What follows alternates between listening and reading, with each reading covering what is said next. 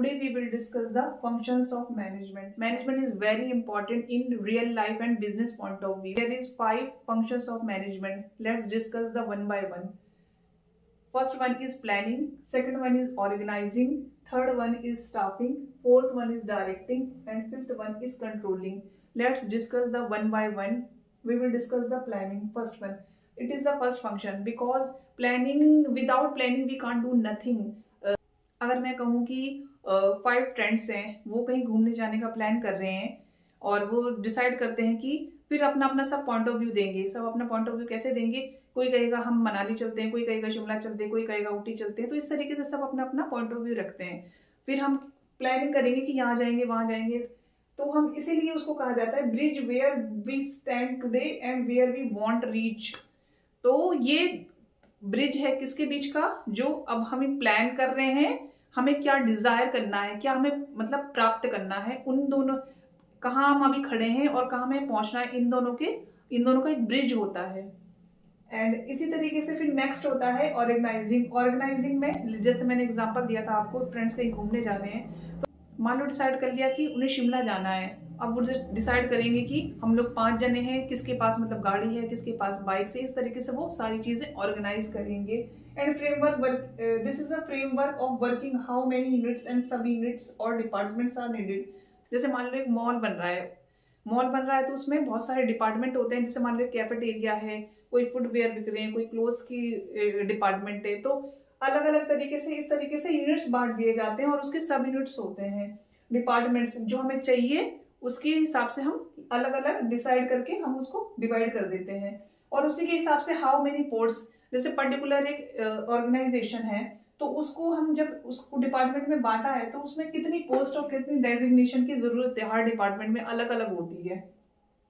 And this is very important, distribute authority and responsibility among different people. हर बंदे की एक अलग रिस्पॉन्सिबिलिटी और एक अथॉरिटी होती है। he or she is accountable for a particular task. And the third one is staffing. Staffing जैसे नाम से ही लग रहा है कि staffing, right people for right job।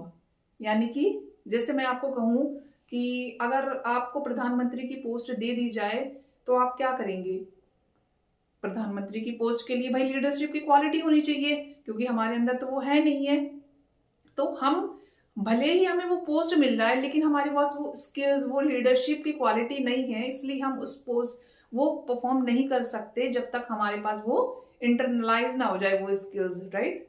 तो इसी तरीके से यही इसमें होता है कि make sure that right people with right qualification are available at the right place to meet desired goal.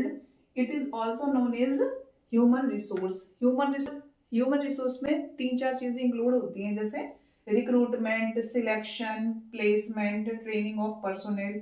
Training कराई जाती है डे टू डे, जैसे जो फील्ड्स की जॉब होती है, जो हम डे टू इंटरेक्शन करते हैं किसी के साथ, तो उसमें ट्रेनिंग इज वेरी इंपॉर्टेंट। मान एग्जांपल है, जैसे इंफोसिस टेक्नोलॉजी कंपनी है, वो डेवलप कर रही है सॉफ्टवेयर सिस्टम, तो उसके लिए हमें एक एनालिसिस्ट और प्रोग्रामर की रिक्वायरमेंट होगी। Fourth one is directing. Directing में हम लोग क्या करते हैं कि एम्प्लॉयज को हम डायरेक्शन और इंस्ट्रक्शन देते हैं how to achieve our desired goal. Give direction और instruction to employ and get work done by motivate them. उनको मोटिवेट किया जाता है कि जो हमारा डिजायर्ड गोल है हम उसको कैसे प्राप्त कर सकते हैं। Supervising the activities of the employees, communicating with them. उसकी जो एक्टिविटीज होती है एम्प्लॉयज को, हम उसको सुपरवाइज करते हैं, उनसे कम्युनिकेट करते हैं कि हमें जो भी हमारा टारगेट है कि किस तरीके से हम उसको अचीव करना है। इसमें 3-4 कंपोनेंट होते हैं। सबसे पहले इसमें क्या होनी चाहिए? लीडरशिप। अगर मान लो मुझे कह दिया जाए कि आपको 50 लोगों ट्रेंड करना है, तो उसके लिए हमें मेरे अंदर क्वालिटी, लीडरशिप की क्वालिटी होनी चाहिए, otherwise I will not perform. And second one is motivation. Employees को मोटिवेट करना है। Supervision, communicating, controlling is the last function of manager. Controlling करना, manager try to match actual performance and current performance. Controlling में हम ये देखते हैं कि जो हमने अपने टारगेट बनाए थे और जो हमारी करंट में पोजीशन है उसको हमने मैच किया, मतलब वो हमने अचीव किया कि नहीं किया, उसको हम इसमें कंट्रोलिंग में इसमें देखा जाता है। And find out the reason of deviation. मान लो किसी कंपनी को 150 यूनिट्स बनानी थी किसी प्रोडक्ट की, लेकिन वो 140 ही बना पाई, तो वो 10 जो है वो डेविएशन है। और वो जो 10 डेविएशन है तो कि उसके रीजंस फाइंड आउट करते हैं और करेक्टिव मेजर्स लेते हैं। I hope functions of management आपको समझ में आया होगा। Thank you.